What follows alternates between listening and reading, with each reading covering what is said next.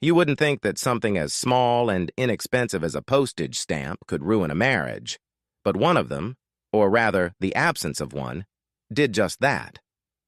I shouldn't have been there. There was an accident at work. Joe Bevins wasn't paying attention, and as a result, the lathe he was working on cut off his left pinky finger, and I was chosen to take him to the emergency room.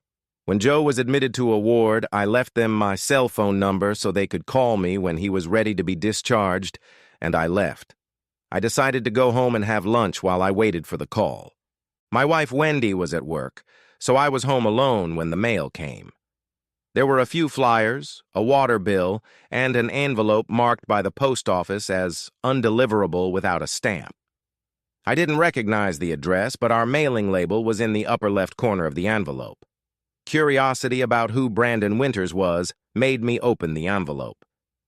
Since then, there have been times when I regretted opening it, but then I told myself it was better to know sooner than later. What I read struck me. My dear Brend, we've only known each other for a month, but it's been the best 30 days of my life. You make me so happy. When I see your face, my heart stops. And it's not just butterflies fluttering in my stomach, but airplanes flying, birds flying, and stars falling. Every time I look into your eyes, I lose myself. I think about you all day long. I swear I've never been this happy with anyone in my life. You've taken away all my pain and distract me from my problems when things get tough. I've told you all my flaws, but you still think I'm perfect. You make me feel like I'm really worth something. You are the light of my life, the other half of my heart, and the peace in my soul. I love your eyes and could stare into them for days on end. I can't wait for our 3-day weekend together. Until then, I'll be in hell. I want to spend the rest of my life with you and never let you go. You can't even imagine how much I love you. Our daily phone calls and weekly long dinners at the motel, are barely enough to keep me going. I love you so much. With love, your baby Wendy. I sat there holding the letter in my hands, completely stunned. At first, some of the words confused me. You saved me from pain. What pain? The last 30 days were the best of her life?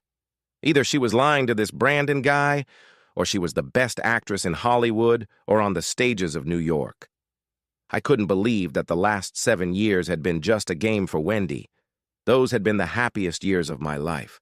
We were as happy as two piglets in a big mud puddle. It couldn't have been a game on her part. It just couldn't be. And yet her own words jumped out at me from the pages of the letter. She was meeting him in motels for long dinners? Why? I hadn't noticed any signs that she was unhappy or dissatisfied with me. There was no lack of love. Looking at the pages in my hands, I knew only one thing. The 3-day weekend she had been looking forward to. She wasn't going to enjoy it. At least, not if I could help it. Apparently, her best friend Joyce had won a 3-day spa vacation for 2, and she and Wendy were going to go and pamper themselves. 3 days of beauty treatments, massages, mud wraps, mud baths, and more. I wondered if Joyce had a lover too, or if she was just covering for Wendy. It didn't matter. I'd probably talk to Harry before the weekend. The hardest part for me was acting normal around Wendy. I couldn't let her know I had the letter because she would undoubtedly call Winters and tell him I was on to them, and I couldn't let that happen. I didn't want Winters to know I was going after him. First, I needed to get more information, and I knew who to turn to. I showed up at Carl's Chop House 10 minutes before Joyce finished work at 4 and sat down in her service area. When she came over with a notepad and pen and asked what I'd like, I replied, "Coffee and a few minutes of your time when you finish work. I have some information that could affect your marriage to Harry, and I'd like to discuss it with you before I talk to Harry." She left without saying a word, then returned with my coffee. She set it down in front of me without saying a word and left.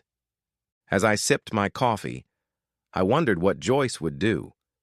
Would she join me after work? Or would she slip out the back door and call Wendy to ask what was going on? It was a risk on my part, but I was betting that she would be more concerned about her marriage than what Wendy might know. I think I won that bet. I couldn't know if she had contacted Wendy in the time between when I ordered coffee and when she sat down next to me at 4 minutes to 4, but I was pretty sure she hadn't. She would have been afraid to do anything without knowing what I was going to say. At least, that's what I thought. Joyce sat down across from me and said, "Okay, Frank, what's going on here?" "I have a question for you, Joyce, and it's in your best interest to answer honestly. Are you cheating on Harry?" "Of course not. I'm not cheating on Harry. Why would you even think that?" "I just thought you might be spending time with your lover during your spa weekend." She sat silently for a few seconds, then said, "I told her she ruined everything and warned her that sooner or later she'd get caught. How did you find out?" "She told me herself." "She told you? She confessed?" "Number. She just forgot to put a stamp on the letter." I handed Joyce the letter and envelope and waited while she read it. When she finished, she handed it back to me, and I took it and said, "My first impulse was to go to Harry and tell him that we were both married to fickle whores, but then I decided to keep quiet and talk to you. Tell me everything you know and I won't involve Harry." "I'm not cheating on Harry." "Maybe, but after he reads this letter and finds out what Wendy is doing and that you're covering for her, do you think he won't start asking questions about you and what you were doing those 3 days? Do you want him to start suspecting you of doing things when he's not around?" "Why are you doing this to me, Frank?" "I haven't done anything to you." "Of course, Joyce. You're helping my wife cheat on me. You're covering for her. You know what she's doing. You just said so yourself. You told her she messed up, so you know what she's doing. And you're helping her. And if that doesn't mean anything to me, then I don't know what does. Now you have to decide what's more important to you, your friendship with Wendy or your marriage." "I want both, Frank. Let's make a deal. I'll tell you everything you want to know, but you'll never tell Wendy it came from me. That way we can stay friends no matter what happens between you two. And no, I'm not stabbing her in the back. You already know everything, I'm just giving you the background. We need to get one thing straight, Frank. Wendy is my best friend. I've known her since 2nd grade. I've only known you since you met her in college, so expecting me to come to you and tell you she's been acting out is completely unrealistic. Besides, she hasn't hurt you. She loves you and you know it. This thing with Brandon is just a fling, a silly crush that will blow over soon. Brandon isn't worth half of what you are, and Wendy knows it." "If she knows that, then why the hell is she doing this?" I asked, picking up the letter. "It all started in 9th grade. Brandon Winters was everything to everyone. He was the best wide receiver on the football team in the state, the best forward on the basketball team in the city and the state. He was a star shortstop on the baseball team and an honor student. He was handsome, and his father owned 4 car dealerships, so the family was rich as Croesus. Wendy was crazy about Brandon. She wanted to be his girlfriend at any cost, but he didn't even seem to notice her. She would go to places where she knew he would be so she could be near him and get him to notice her. But no matter what she did, Brandon never paid any attention to her. In 11th grade, she even asked him to the annual Sadie Hawkins Day dance. He turned her down, saying he would be out of town. On prom night, he showed up with Cindy Reynolds, but that didn't stop her from trying to get his attention. She tried and kept trying throughout high school, but to no avail. Then graduation came, he left for the East Coast to attend some prestigious university, and life went on. Finally, Wendy met you. She loves you, Frank. Never doubt that. I can't even remember how many times she's told me how happy she's been since she met you." "How can I believe that, Joyce? How can I believe that after reading that letter? How can she love me as much as you say she does if she's stabbing me in the back with this Brandon?" "I don't know how to explain it, Frank, but it's some kind of ego problem, a desire to fulfill a dream, a validation of his self-esteem, or something like that. I really don't know. All I know is that about 4 months ago, Wendy was shopping at Kohl's, and Brandon was there, saw her, came over and said hello. He told her he had just moved back to town and that maybe she could tell him over lunch what had happened to our old classmates and so on. They had lunch and exchanged phone numbers because he said he wanted to organize a reunion party.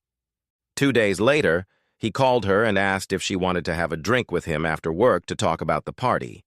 She met up with him, and they discussed where it would be, what kind of party it would be, and so on. He called her a couple more times, and they talked on the phone about the party, and then one day he asked her to meet him for lunch. Over lunch, he admitted that there was no party, and that it was just an excuse to see her and talk. Try to imagine how she felt, Frank. The guy she had been crushing on for 4 years in school now wanted to date her. It awakened something in her. The more he asked her out, the stronger she felt. Damn, I don't know. Anyway, she started having lunch with him and meeting him after work for drinks, and the whole time he was hitting on her. After 4 years of chasing her, he was now stalking her. I honestly doubt he would have gotten anywhere with Wendy if you hadn't had to fly to Michigan to settle things with your father. What the hell did my father's business have to do with it? You were gone for 4 days, Frank, and while you were gone, Brandon laid a real siege on Wendy. She had dinner with him and drinks every night while you were gone, and 2 of those nights they went to a bar and danced. She wasn't going to go anywhere with him, Frank, honestly, but on the first night they went out to dinner, drinks and dancing. Something happened. It just happened, and Wendy couldn't even explain it to me. They were having a good time, and suddenly they were in bed. She wasn't drunk or high, it just happened. The next day, she called me in tears. She didn't want to do it, but she had cheated on you and felt terribly guilty. She wanted my advice. Should she call you and confess over the phone or wait until you got home and do it face to face? I advised her not to do either. It would only hurt you. I told her it was a one-time mistake that she could regret and that what you don't know won't hurt you. I told her to forget about it and do everything she could to be the best wife to you. She went to him on the 4th night to tell him to leave her alone because she was happy in her marriage. When she told him she had to stop seeing him, he asked her how she could do that. He told her they were meant for each other, and she asked him if that was true. Why had he ignored her for 4 years at school? He replied that he knew that if he was with her, he would never be able to let her go. He had his whole life planned out, and a wife would get in the way. He had to fight his desire to leave and make it in the NFL. He told her that he knew that once he achieved his goal, they would find each other because they were meant to be together. Wendy told me she knew it was all nonsense, but somehow they ended up in bed again. She couldn't explain it to me because, according to her, she couldn't understand it herself. She told me it wasn't about sex because you were a much better lover than Brandon. In fact, she praised you so much that if I hadn't been madly in love with Harry, I would have tried to have an affair with you myself. I think she had invested so much time and effort in him at school that now that he was with her, she just couldn't leave him. The fact that he was with her somehow justified all the effort she had put into getting him to notice her. It's too deep for me. It's crystal clear to me. She stabbed me in the back by sleeping with another man. I could have, gotten over that night, but the trip to Michigan was 4 months ago, and she's still seeing that jerk. She meets him at motels for long lunches and takes 3-day weekends with this jerk. How did you become part of the Fool Frank Club? I'm not a member of any club. Sure, you arranged 3-day weekends for them. I didn't arrange anything for them. The spa trip is true, and I invited Wendy to go with me. I didn't know she was going to use the weekend to meet Brandon until the day before yesterday. Then she told me that Brandon had booked a hotel room next to the spa. If you're interested, Frank, I told her she was being stupid and that I wouldn't lie for her if it came to that. She told me she was going to use the weekend to break up with him. That's not what she wrote in the letter. All she wrote was what he wanted to hear. That's just Wendy. You know how compassionate she is. She puts him on a pedestal so she can knock him off it easily. She makes him feel good so he won't be so crushed when she tells him she has to go back to being a good wife to you. And that's the way she is, Frank. She's always been a good wife to you. Even with that stupid fling with Brandon, she never deprived you of love and affection, and although she never told me, I'm willing to bet she didn't deprive you sexually either. She's yours, Frank, and Wendy and I know it, even if you doubt it. What are you going to do? I don't know, Joyce. I have a lot to think about, and I just don't know. Maybe it would be better if you didn't tell her that I know what's going on. I'm not sure we can survive the confrontation that will happen if she finds out that I know. I know, Wendy, Frank, and I know that you two can have a long and happy life if you can find a way to work through this. I can't promise anything, Joyce. I know myself well, and I'm not sure I want to work through this, even if I can. I know myself really well, and one of the things I know about myself is that I don't tolerate being played with. I figured that out in 8th grade, even though I shot up in height in high school and was almost 6 feet tall. In elementary and middle school, I was small for my age. As a result, I was often teased by bigger boys. The first time it happened was in 3rd or 4th grade, and I came home in tears. My mom asked me what happened, and I told her. Then she asked me what I did to the boy who beat me up, and I said nothing, because he was bigger than me. She then told me that he would continue to bully me, because he knew he could get away with it. Don't give in to bullies, Frankie. Beat them up. Let them know that if they mess with you, they'll pay for it with pain. The easiest way to end this, Frankie, is to let them know that you won't let them use you as a punching bag. It doesn't matter if you win or lose. The important thing is to fight back. Don't give anyone any slack. Bullies will get the message and leave you alone. At least most of them will, although there will always be 1 or 2 idiots who are incapable of learning anything. Just make sure they pay for it, kid. Remember, son, no one, absolutely no one, gets a free pass. I listened to my mom and took her words to heart, and the next time a bigger kid came after me, he got a bloody nose for his trouble. I got a black eye and a split lip, but I felt satisfied seeing his blood on my shirt. My mom was right. After a couple more fights, the bullies decided it wasn't worth messing with me. It wasn't until 8th grade that I learned what I was capable of when someone bigger than me started messing with me. There was a guy in my class named Elmore. He wasn't much bigger than me, but he liked to pick on kids because he had an older brother in 11th grade, and if you did anything to Elmore, his brother Marcus would come down on you like a ton of bricks. Marcus was big and mean, 6 feet 4 inches and over 200 pounds, and it was best not to mess with his younger brother. Elmore took full advantage of this. Confident that everyone knew Marcus would attack anyone who messed with him, Elmore bullied anyone he wanted. Finally, it was my turn. Elmore's locker was right next to mine, and one day between classes, I was standing at my locker rearranging my books when Elmore came up to me, shoved me, and said, "Get out of the way, asshole." I pushed him so hard that he fell on his butt. He got up, came up to me, and poked me in the chest with his finger, but before he could say anything, I grabbed his arm, bent his finger back, and pushed him so hard that he fell on his butt again. Several other kids saw what happened and laughed at him. I took the book I needed for my next class and left, leaving Elmore sitting on the floor crying. That same day, I was standing at my locker again when someone grabbed me by the shoulder and spun me around. It was Marcus, and behind him stood Elmore with a smirk on his face.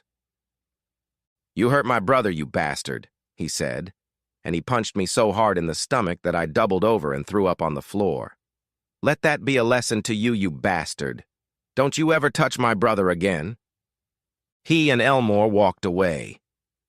A minute or 2 passed, but I finally gathered my strength, went to the boys' bathroom, and grabbed some paper towels to clean up after myself. On the way home, I was angry about what had happened. I hadn't been able to make him pay, even a symbolic price, and he got off easy. I knew it would have been a waste of time and energy to fight him because he was a good 5 or 6 inches taller than me and weighed 60 or 70 pounds more, but he got away so easily, and that infuriated me. The more I thought about it, the angrier I got. He got away with it. I couldn't let that happen. I had to do something, but what? It must have come to me in a dream, because when I woke up in the morning, I knew exactly what I was going to do. That day, when Marcus was walking to his locker, I came up behind him with a baseball bat and hit him on the head. Not a full swing, as if I was going to throw the ball, but a sharp blow from above, and Marcus fell to his knees. I hit him on the head again, and he fell to the floor. I spread his legs and hit him in the groin with the bat. Just once, but hard. I leaned over, grabbed him by the hair, and lifted his head so that it was only a few inches from my mouth, and said, "You may be bigger than me, you bastard, but you're not as cruel. If you touch me again, you'd better grow eyes in the back of your head, or you won't see me coming, and next time, I'll chop your head off with this bat." I looked up and saw Elmore standing there staring at me with his mouth open and his eyes wide. I looked him in the eyes and said, "Run, you bastard, you're next!" I stood up and Elmore ran away. As I watched him run away, I heard applause and turned around. I saw a dozen other students who had seen what had happened. I heard words like, "Way to go, man!" and finally someone put those bastards in their place. Word quickly spread that Frank was not to be messed with, and Marcus never touched me again, while Elmore would turn and walk away whenever he saw me. So I knew myself really well and knew that I wouldn't let myself be hurt or bullied, and Brandon Winters was about to find that out the hard way. I knew Brandon's address because Wendy had forgotten to put a stamp on the envelope, and I had gone to see what kind of neighborhood it was. It was a residential complex, and Brandon's apartment was on the first floor. There was no cover, and the place was too open. Besides, there was a good chance that witnesses would show up. I looked at my watch and saw that it was already 7:30, half an hour later than I usually got home, so I called home and Wendy answered. I told her I would be late and would be home in half an hour. She replied that she would make dinner. As I put my phone away, a late-model Chevrolet Silverado pulled up to Brandon's house and stopped in front of his apartment. A man got out of the car, walked to the door of apartment 107, and put his key in the lock. I saw Brandon Winters for the first time, and the look he gave me told me I'd have to find another baseball bat. He was 6 feet tall and weighed 260 pounds, and I wouldn't have stood a chance in a fair fight. Who was I kidding? An honest fight was never part of my plan. I was thinking about punishment, severe punishment. You sleep with someone else's wife, you deserve punishment. You mess with me and mine, you deserve severe punishment. My mother taught me never to let anyone get away with anything. I drove home to meet my wife, replaying the words of the letter I had read 7 hours earlier in my head. Would I be able to hide my feelings from her? I didn't know if I could be as good an actor as she was an actress. I hoped I could pull it off. Confrontation would undoubtedly make her call Winters, and I didn't want that. I didn't want him to see me coming. She greeted me with a hug and a kiss, and I couldn't help wondering if she'd had a long lunch and served that jerk. As I hugged her, I ran my hands down her back. "Later," she said. "Dessert will be later." The thought flashed through my mind again. Would there be consolation? Or maybe not consolation. We sat down to dinner, and apparently I wasn't as good an actor as she was. "Is something bothering you?" she asked. "You seem out of it today." "I got some bad news today. I guess I'm still thinking about it." "Does it have something to do with you coming home early today?" "What?" "The mail was on the kitchen table, so I know you were home." I told her that I had taken Joe to the hospital and come home for lunch. "Is it bad news?" "Number. There's talk of layoffs at work." "That shouldn't affect you. You've been there a long time." "It doesn't matter. The thing is, if things don't get better and the situation gets worse, they might close the company altogether." It was complete nonsense.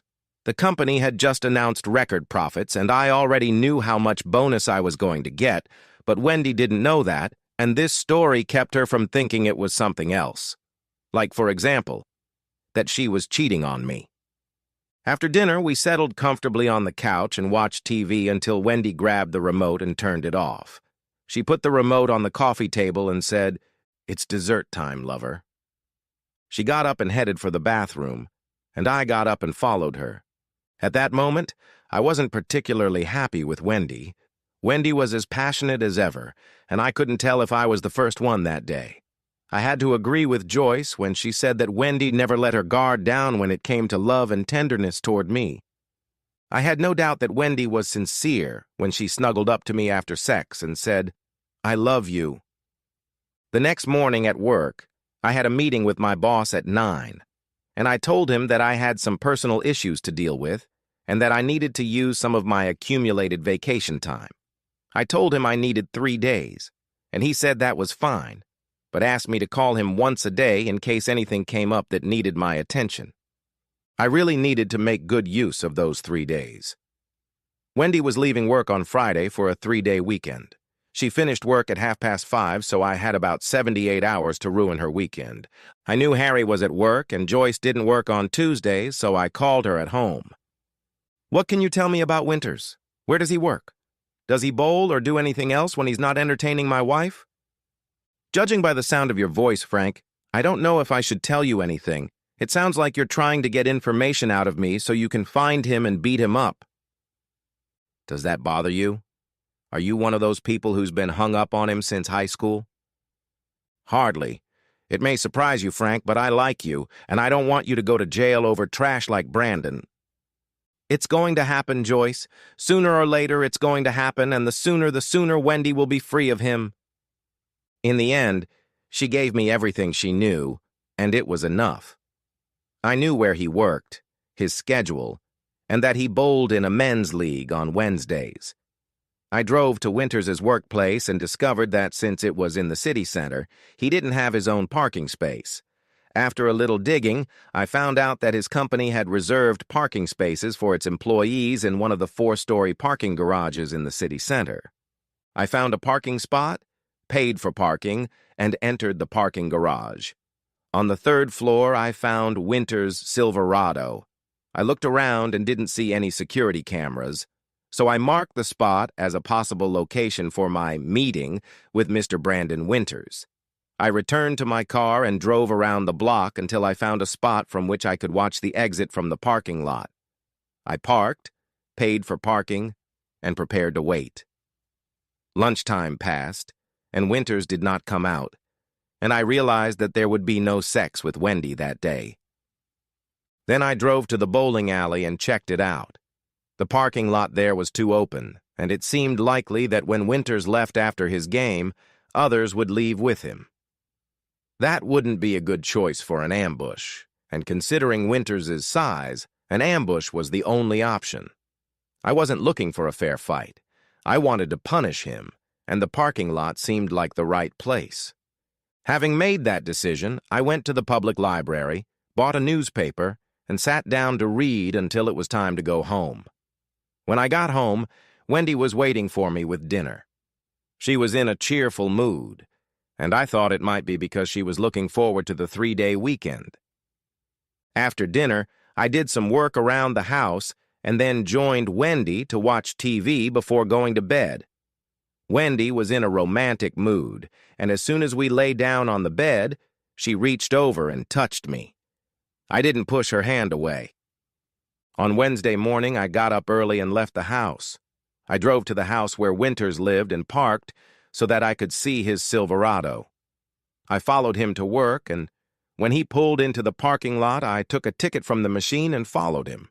I drove very slowly so that I could watch what Winters did after he parked.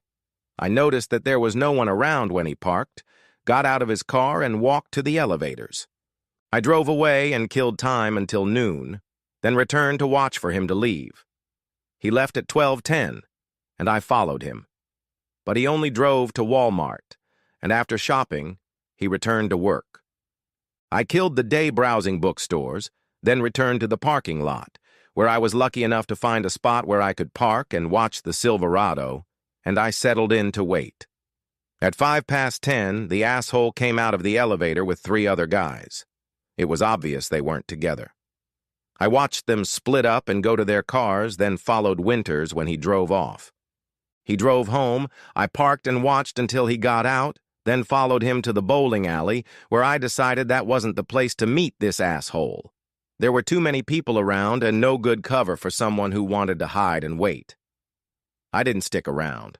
If that many people went into the bowling alley at the same time as that jerk, chances are just as many would come out when he did.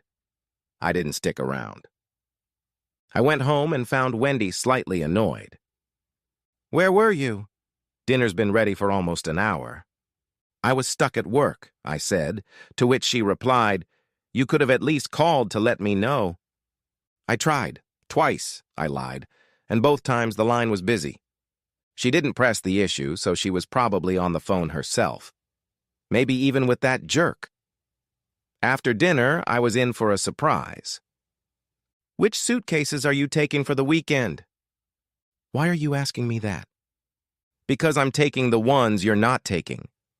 I'm going to the lake for the weekend." "Without me?" "Of course not. You're going to the spa with Joyce." "No, I'm not. I canceled." "Why?" "I don't want to go 3 days without seeing you." "I appreciate your concern, but I don't think that's a good enough reason to cancel a fun trip. It's only 3 days." "It's a good enough reason for me. Do you realize that, except for the time you went to Michigan to settle things with your father, we haven't been apart since the day we got married? Those 4 days you were gone were the worst of our marriage. I don't want to be apart from you that long again. At least if I can help it." I looked at her and thought, the worst 4 days of our marriage? You enjoyed sleeping with your high school crush so much that you kept doing it, and those were the worst 4 days of your life? Come on. That's what I thought. But I said, "If you're sure, then of course you'll come with me to the lake." She smiled broadly and said, "I was thinking about what we should have for dessert. I think better in the bedroom. Want to come with me and see what we can come up with?" On Thursday, I arrived at the restaurant at the same time Joyce was having lunch and asked her if she would like to have lunch with me. She laughed and said, "That would be a very inexpensive date for you, since one of my perks here is free meals." She did sit down and have lunch with me, and during the meal I said, "Wendy told me she canceled her date with you for the weekend." "I guessed why you were here." "What happened?" "She called me yesterday and said she wasn't going. She said she needed to break up with Brandon completely, and 3 days apart wasn't the best way to do that. She called him on Tuesday and told him she wasn't going to see him anymore. She also said she didn't want to break up with you anymore. Not even for 3 days." "So it's not a cancellation because she knows I know?" "If she knows, it's not from me." Other than being a sounding board and a shoulder to cry on for Wendy, I didn't get involved. I just told her she was being stupid to risk losing you. She paused, then asked, "Has she lost you?" "I don't know, Joyce. Honestly, I don't know. If you had asked me that question when I first spoke to you, I would have said, 'How can you ask such a stupid question?' Of course I'll leave. But now? Honestly, I don't know." "Well, when you make your decision, remember that this girl really loves you." As I left the restaurant, I knew one thing. Even if Wendy had supposedly broken up with Winters, he would still have to pay for sleeping with my wife. Winters got out of the elevator at 5:11 with 2 other people, and all 3 headed for their cars. The other 2 started their engines and drove away, while Winters stood there looking at his flat left rear tire and cursing. He took out a jack, lowered the spare tire, and then bent down to unscrew the lug nuts. I quietly approached him from behind and hit him over the head with an aluminum baseball bat, and when he fell to the floor, I beat him in the groin until I was sure he wouldn't be hurting anyone anytime soon. I took his wallet, watch, and ring from his finger, then drove away, leaving him lying on the ground. I was wearing a hoodie and a ski mask and didn't say a word. He might have guessed it was me, but he couldn't prove or confirm it. The police would have realized that this was not a normal robbery because the robber would not have wasted time raping Winters. They would have asked him who could have set him up, but I couldn't know if he would admit that he had slept with my wife. It didn't matter because they couldn't prove it was me. I got rid of everything I had on me when I committed the crime, down to my shoes and socks. I threw my wallet, watch, and ring in a dumpster behind a Safeway supermarket on the other side of town. And I threw the baseball bat and gloves I was wearing in a dumpster behind the library. If the police had come to me and asked where I was during the beating, I would have simply said that I was driving around town thinking about problems at work, but I didn't think the police would check. They had more important things to do than waste time looking for someone who beat up a jerk who was chasing married women. If they did come looking for me, they didn't find me because Wendy and I were at the lake. We spent 3 days swimming, fishing, sunbathing, and having fun like rabbits. By the time we got home, I had changed my mind about kicking Wendy out. Yes, she had cheated on me, but she felt guilty and had broken up with him. In a way, I understood how it happened, and to be honest, I could imagine it happening to me. I had been in love with Pauline French from 7th grade until I graduated high school, but I never got anywhere with her. If I had met her years later and she had given me the impression that she was available, I would have said, "Sorry, I'm married," or I would have said, "Yes, finally." To be honest, I didn't know. I wouldn't have bet money on it. But I could imagine how it would happen. Oh yes, I could imagine how it would happen. Pauline was so sexy. I think it all came down to whether I could believe that Wendy really loved me and wanted to be with me for the rest of her life. Could I believe that she was completely serious when she said she couldn't stand even 3 days apart from me? Could I convince myself that Brandon Winters was an exception and that nothing like that would ever happen again? Could I live with the knowledge that I had been a cuckold for a couple of months? Was Wendy worth the risk? After hours of deliberation, the only answer I could come up with to all those questions was yes.